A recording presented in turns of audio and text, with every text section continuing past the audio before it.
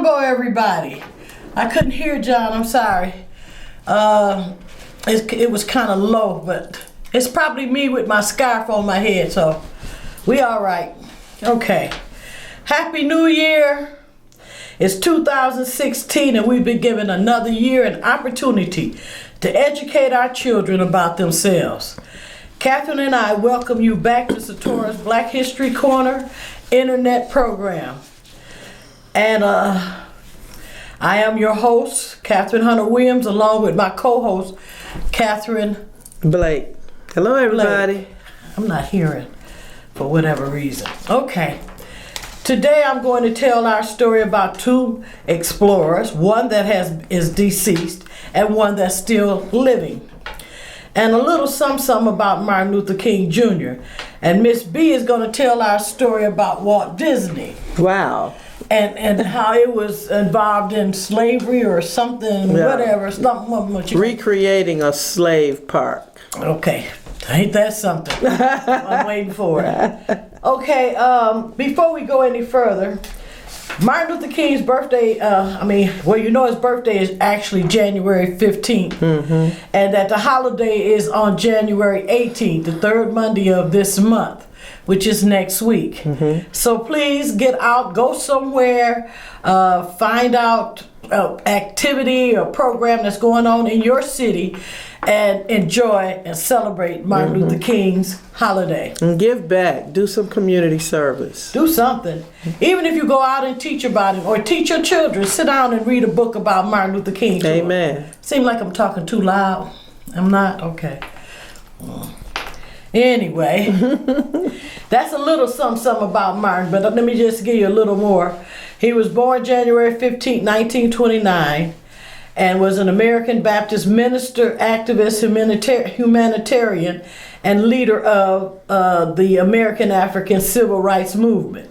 He is best known for his role in the advancement of civil rights using nonviolence, civil disobedience based on his Christian belief. Martin joined our Father God and his ancestors on April 4, 1968. And be sure to celebrate. Okay, I'm sorry, let me get this. Martin Luther King Jr.'s Day was established as a holiday in numerous cities and states beginning in 1971 and as a U.S. federal holiday in 1986. So make sure y'all get out and have just like I say, sit down, read to your children, get a book yourself and read about Martin. Read some quotes, what he have, spoken about. He has some awesome quotes, because I was doing one today about if you don't have economic freedom, you're not free. Amen. All right, and that's so true. That's so true. Okay, that's about Martin. Make sure you celebrate his holiday. Now let me get to Matthew Henson, our explorers, which is really going to surprise you about the lady that I'm going to speak on. She's been both of them been in my bag for a long time. I was ready to get them out because we get moved and distracted and get into something else. We think, this is it. This is going to get us on virtual reality, whatever they call it, on the internet, Pick it up, somebody, and put it on there and get it out there. Amen. You never know. All right, Matthew Alexander Henson was born August 8, 1866, and was the first American African Arctic explorer. Arctic. An associate of Robert Peary on 7 voyages over a period of nearly 23 years. They made 6 voyages and spent a total of 18 years in expeditions. Wow. Henson served as a navigator and a craftsman, traded with Inuit, that's some people there, and learned their language, and was known as Peary's first man for these arduous travels. Now there was some, I'm getting ahead of myself. During their 1909 expedition to Greenland, Henson went with Peary. Tell you my speech is something, but that's all right. In a small party, including 4 Inuit men that had been recognized as the first to reach the geographic North Pole, although this has also been a subject to dispute. They're saying that he was not the first. So I did a little bit more exploring about this, or research about it, and actually they were not the first. Okay, so what I'm gonna tell you to do is go get his book. He published a memoir, A Negro Explorer at the North Pole in 1912. Wow. Which included a foreword and a praise by Perry. Since the late 20th century, Henson's contributions have received more recognition. By presidential order in 1988, the remains of Henson and his wife were reinterred with a monument at Arlington National Cemetery near that for Perry and his wife. So he was very close to him. Henson has received numerous posthumous honors since then. In the late 20th century, Henson and Perry's elderly son, by their Inuit country wives, they married some women from there, were tracked down and their descendants invited to the United States to meet other family members as well as to attend the 1988 ceremony. That there was being disputed that him and Perry was the first. He actually was supposed to have been the first because Perry got sick or something and had to stay back. Now this is my research, that Perry got sick and he had to stay back and could not go with the explorers or whatever they call themselves, expedition. And so Matthew Henson did it. And Matthew Henson was supposed to actually be the first to reach the North Pole. And like I said, it's in dispute. So get his, if you could get his memoir, and it was written in 1912, but I'm sure they have some other books out about him. A Negro Explorer at the North Pole. All right, that's our story on Matthew Alexander Henson. Oh, and he also joined his ancestors on March 9th, 1955, in the Bronx, New York. All right. All right. Okay, now, Barbara Hillary. And this was just amazing to me because age don't mean nothing.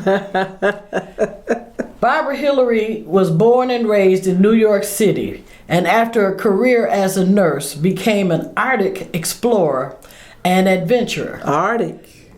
I said 2 explorers.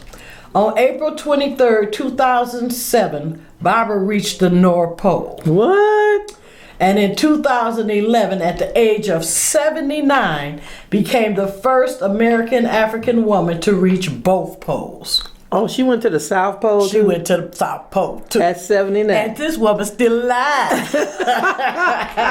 She's still alive.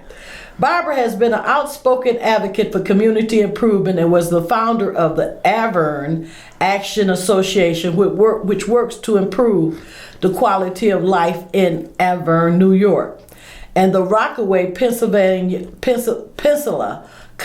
community. She was the founder and editor-in-chief of the Peninsula magazine, the first multiracial magazine published by an American African woman in Queens County, New York. Wow, Queens. At 75 years old, she was a cancer survivor. All right. Barbara Hillary became one of the oldest and the first Black woman to reach the North Pole. She did both poles. I don't know why I ain't got that here because she did the South Pole too. But it was supposed to have been a short thing. At that age, my goodness. Yeah. Do you know how difficult that is? Oh, here it is. I'm sorry. They call her she be bipolar, a woman of courage. Okay, here it is. She was born June 12, 1931 in San Juan Hill, Manhattan, currently known as the Lincoln Center, and was the first known American African woman to reach the North Pole, which she did at the age of 75 in 2007. She subsequently reached the South Pole in January 2011 at the age of 79, Wow. becoming the first American African woman to reach both poles. Wow. Wow, Okay. that makes you want to think something, don't it? Yep. If you want to see more about her, she has a personal website at www.barbarahillary.com. And that's our story of Matthew Henson and Barbara Hillary. Now, because we're running late, we started very late. I'm going to say some things about some people that have passed in the past, have joined our ancestors. The realm of their ancestors in these past few days, past few weeks. Yeah. Natalie Cole, that's Nat King Cole's daughter. As the year came in. William Guest, one of the Pips of the Gladys Knight and the Pips. Meadowlark Lemon, he was a famous basketball player with the Harlem Globetrotters. And Frances Cress Welshing, who was famous for writing the ISIS papers. And Miss B is going to talk about her at the on our next show. Yes. Okay. Hopefully we'll have a video where you can hear her speaking on white supremacy. And if you can get the book, ISIS papers. The ISIS papers. Get it. It's an eye-opener. It makes you think. You know, me and Miss B was talking about our children in school, that they don't teach them to critically think. They indoctrinate them in these public schools. You know, so this book will make you really do some critical thinking. Absolutely. Absolutely. It's called the ISIS Papers, and she will speak more on it in our next program. Yes. And you will enjoy the video that she has for you. Absolutely. Okay. Miss B? But I did want to give you a little something that you might not know about. Did you know that in 1993, Walt Disney Company had plans to recreate a slavery park located near Manassas Civil War battlefields? Okay. The company plans were to allow the guests to celebrate the diversity of the nation, the plurality and the conflicts that define the American character. All of this would have been done on a 3,000-acre site in Prince William County in North Virginia. The plans also included a Civil War fort, the Native American Indian village, and a Civil War era village. Walt Disney wanted people to know what it felt like to be a slave and what it was like to escape through the Underground Railroad. In the small town of Thoroughfare, near the site location where Disney intended to construct the exhibition depicting slave life, grandchildren of slaves continued to live and work in the land their ancestors had inherited following the end of the Civil War. Disney actually believed that the park would be a great learning experience. It would have been.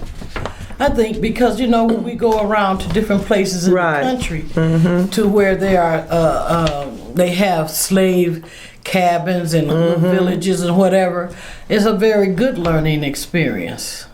But there were concerns about the park right from the start by the members of the Black History Action Coalition. So it was black people that stopped it? Yes.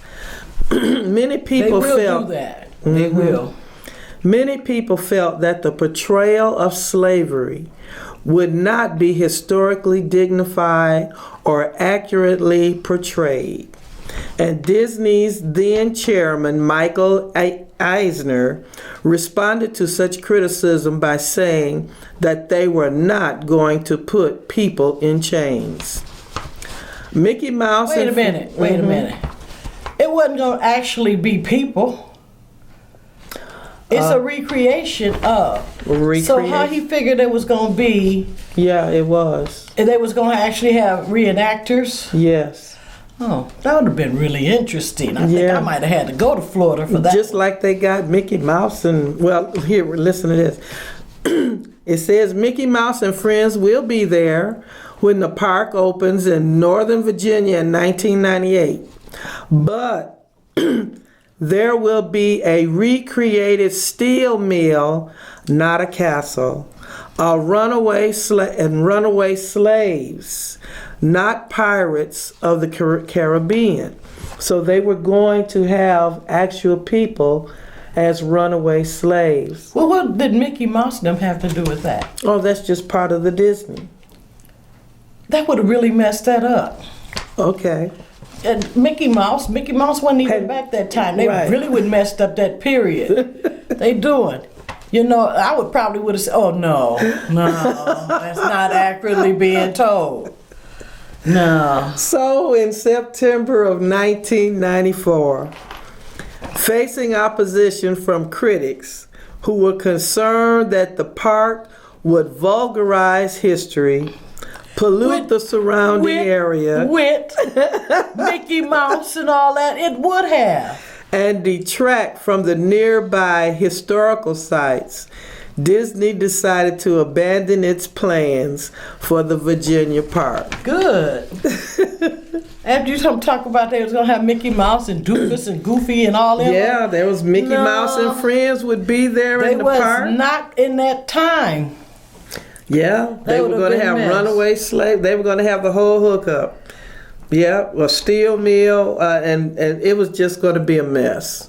So it's good that those people did stand and say, well, I'm pretty sure there was more involved in what we're saying here. But let your imagination just go with you. It did. Yeah. When you said Mickey Mouse would be there, it went where? You know, it really did go there. It went. Yes. Mickey Mouse, and you think about all the characters that Walt Disney had, and they'd be floating around on the plantation. That would have made it comical. No Pirates of the Caribbean, but they were going to have runaway slaves, and I'm pretty sure there's a whole lot more involved, probably, than what they're saying right now. But whatever, those people stood up, right? Yes, they did. They stood up and they got it turned down. Yes. I'm telling you, when you unify people, you can do just about anything. I was reading about the Tower of Babel. Oh yeah, in the Bible, and those people were all speaking the same language, and they was talking about let's build a I call it a high rise today to the heavens, and they were actually building it till the Lord said, look at them when they unify. I mean, you know, so unity is a strong thing. You know where they say the fists come together. That's unity. Like that, it's a power. So unity is strong. See what it did for that? And what it's doing today for a lot of things when our people come together and unify. We stronger. Much more strong. Absolutely. Yeah. But that's that's kind of funny too. Because, yeah, a little bit. Yeah, it was when you said, and Mickey Mouse and all them were going to be there. That would have just really been a mess. The whole thing would have been a mess. If they're going to do it, they should have kept it true to its form, not put this to date Mickey Mouse. Oh no. But I can't see when you think of Walt Disney, you think about a fun park. Yeah, and Mickey Mouse. Right. There was no fun. What's they got? The dog's name? Goofy? Yeah, Goofy, Donald Duck. And all of them. There's no fun in slavery. I don't see how they could even put. They could have had it to the side somewhere. They could have put it there. But that's a fun park. Okay. A fun park. Now let's get serious here. Right. They had it in Virginia, so I mean that's not like part of the major theme park. You know, it's a different theme. So it could have been. It depended on how it was well done. I mean, they could have had exhibits. They could have had recreations of mannequins. A museum like. Yeah, that could have done that. But different place than where I'm thinking Walt Disney World is in Florida. So what's the name of the place that you named right there? This was in Virginia. Manassas, Virginia. That's what I thought. Okay, so it would have been appropriate. It could have been. If they had made it more or less like where it could have been a museum like. Yeah. And as long as they didn't have Mickey Mouse and all them in there, you know. Well, you know, Walt Disney is Mickey Mouse, so they was going to do that. That would have been interesting then. Very interesting. Anyway. Let's move forward. Okay. But that's something that they tried to do. People's imagination sometimes amazes me.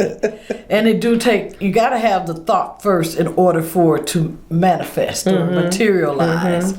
So the thought that somebody came up to do that, but then had all that opposition, and must have been when they would meet about it or whatever. It wasn't right. It wasn't right. It wasn't right. Because otherwise, as far as I know, blacks would have stood up for it. Yeah, they would have said, yeah, let's do that. Let's it's do authentic. that. Let's get it, And they said, oh, wait a minute.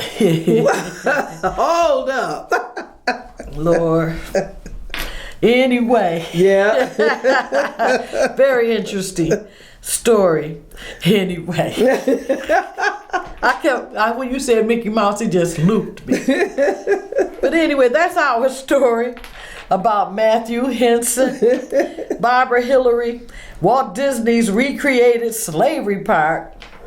And be sure to celebrate Martin Luther King Jr.'s holiday, January 18th. Amen. That's coming up this next Monday. Satora's Black History Corner internet program comes to you via satellite at allpointstv.com. You can watch our program every second and fourth Monday of the month unless the day falls on a holiday, starting at 3:30 p.m. Also, be sure to watch What's Going On with the political pundit Dr. George Moss every Monday at 2 p.m., 2 to 3 p.m. And also, we had said that Miss B would have a video. Yes. A short video.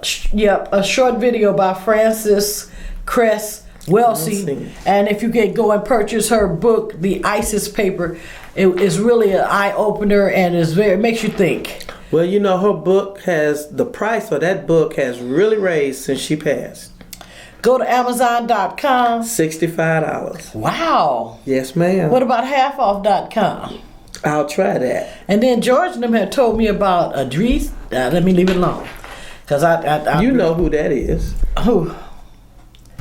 Flushing Road. No, that's not them. Idris? Not this. That's why I said let me leave it alone. Because it's not them. Okay. They wouldn't have, if they have this book on sale, it would really surprise me. Oh, my book is probably there, but it's not for sale. Okay. So Catherine can give him a little shout out. You can go there and read the book ISIS Papers at Idris Reading Emporium. It's on Flushing Road, and the address I cannot tell you. It's right before you get to Lavelle Road, across from Diplomat Plaza. Across from Diplomat Plaza, yes. Okay, so if you want to go and read it and you can't purchase it, go there and sit down and say Catherine Blake sent you. Yes, I have quite a few Black history books there. Okay. They're not for sale, just for reading. It's a reading emporium. Yeah, that's what it is. I thought it was going to be a bookstore, but it turned out to be a reading emporium. And also they have spiritual readings there. Massage and a lot of other things. So go visit the store. The brother just opened up last year. Yes. And I can't think of his name at this point in time. Derek. I can't think of the last name. I'm sorry. Escapes me. Okay, just go visit this store. It's on Flushing right before you get to Lavelle Road on your left-hand side going west. And it's right across from Diplomat Apartments, or is that Plaza? I have his address. Okay. While you're getting that, as always, I'd like to say thanks to all of you who have seen and heard our program today. Miss B and I hope that you have learned something today about our American African heritage and culture. And if you like what you have seen and heard, please pass it on. You got it? Yes, I do. Okay, Miss B gonna give you the address to hit the name of his place. Yes. Oh. Let me see. Oh, I didn't put the address in here. I just got the time. It's the Ingress Eugen Bookstore Reading Room Emporium. And they're open on Mondays and Wednesdays from 6 to 11 p.m., Thursdays from 7 to 11 p.m., Fridays from 12 p.m. to 7 p.m., and Saturdays from 1 p.m. to 12 a.m. And it is right across the street from the Diplomat Plaza on Flushing Flushing Road. Right before you get to Lavelle Road. Okay, thank you. Until next time, in the words of Joe Madison, also known as the Black Eagle, who is a radio show host out of Washington, D.C., never let anyone undervalue, underestimate, or marginalize you. And as always, we say, love and embrace the skin you are in, and for sure to keeping on with us, Amani, which means peace. Peace. And his name is Derek Gilliard. Too late, I think.